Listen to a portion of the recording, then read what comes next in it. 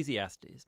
It's part of the Bible's wisdom literature, and it opens with this line, the words of Kohelet, the son of David, king in Jerusalem. Now in Hebrew, the word Kohelet means someone who has gathered people together. And in this case, it's to learn, so it's often translated in English as teacher. And the teacher is said to be a son or a descendant of King David. And so there are different views about who this figure might have been. Many think that it refers to King Solomon, others to maybe one of the later kings of David's line, and still others think that it's actually a later Israelite teacher who has adopted a Solomon-like persona as a teaching aid. Whichever of these views is correct, the key thing is to recognize that the teacher is a character in the book and is different than the author of the book, who remains anonymous. So we do hear the teacher's voice for most of the book, but it's actually a different voice, the author, who introduces us to the teacher in the first sentence and then at the end concludes the book by summarizing and evaluating everything the teacher just said. So the author is someone who wants us to hear all that the teacher has to say and then help us process it and form our own conclusion. So what does the teacher have to say? Well, the author summarizes the teacher's basic message at the beginning and right at the end, and it's Hevel, Hevel. Everything is utterly Hevel.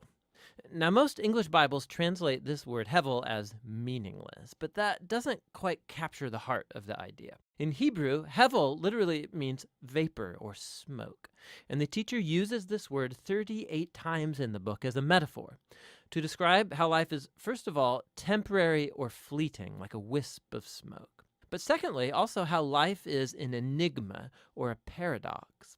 Like smoke, it appears solid, but when you try and grab onto it, there's nothing there. So there's so much beauty or goodness in the world, but just when you're enjoying it, tragedy strikes and it all seems to blow away. Or we all have a strong sense of justice, but all the time bad things happen to good people. So life is constantly, it's unpredictable, it's unstable, or in the teacher's words, like chasing after the wind. Hevel. Now that's kind of a downer.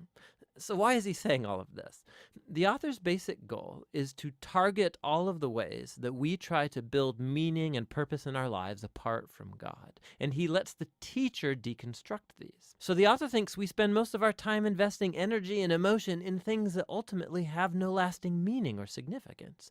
And he lets the teacher give us a hard lesson in reality.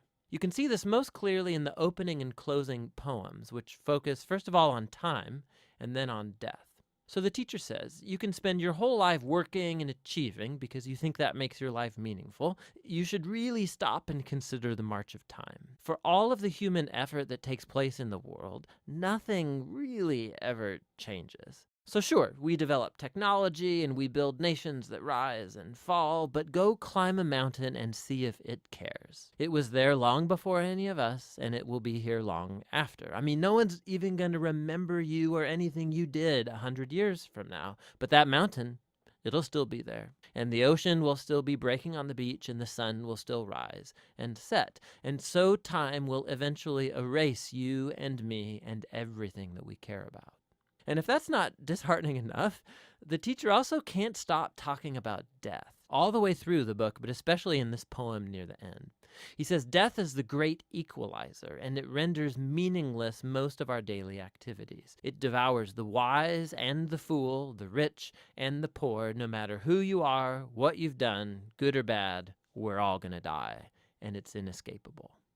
So with these two ideas in hand, the teacher goes on to consider all the activities and false hopes that we invest our lives in to find meaning and significance, like wealth or career or social status or pleasure.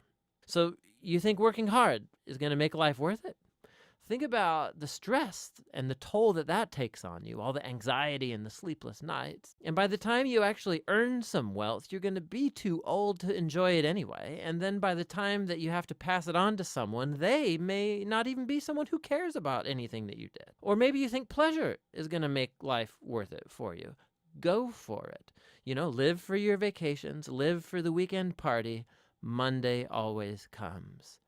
Hevel, Hevel. Everything is utterly Hevel.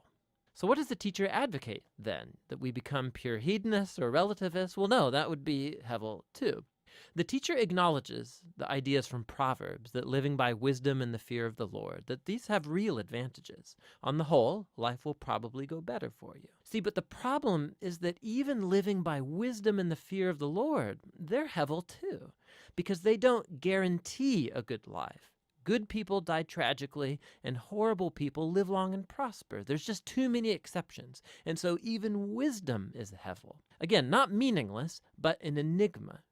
Wisdom doesn't work the way you think it should all of the time. So what's the way forward in the midst of all this hevel? And here, paradoxically, the teacher discovers the key to the true enjoyment of life under the sun. It's accepting hevel. It's acknowledging that everything in your life is totally out of your control. About 6 different times at some of the bleakest moments in his monologue, the teacher talks about the gift of God, which is the enjoyment of simple, good things in life, like friendship or family, a good meal, or a sunny day. You can't control these things. You're certainly not guaranteed them, but that's their beauty. When I come to adopt a posture of total trust in God, it frees me to simply enjoy my life as I actually experience it, not as I think it ought to be, because even my expectations about what life ought to be are ultimately hevel. Hevel. Everything under the sun is utterly hevel. And so the teacher's words come to a close. Right here at the end, the author speaks up again, and he brings it all to a conclusion. He says, the teacher's words are very important for us to hear.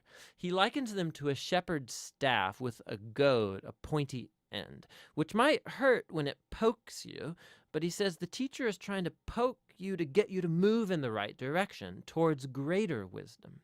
The author then warns us that you can actually take the teacher's words too far, and you could spend your whole life buried in books trying to answer life's existential puzzles. Don't try, he says. You'll never get there. And so instead, the author offers his own conclusion, and it's this: fear God and keep his commandments. This is the whole duty of humans, for God will bring every deed into judgment, every hidden thing, whether good or evil.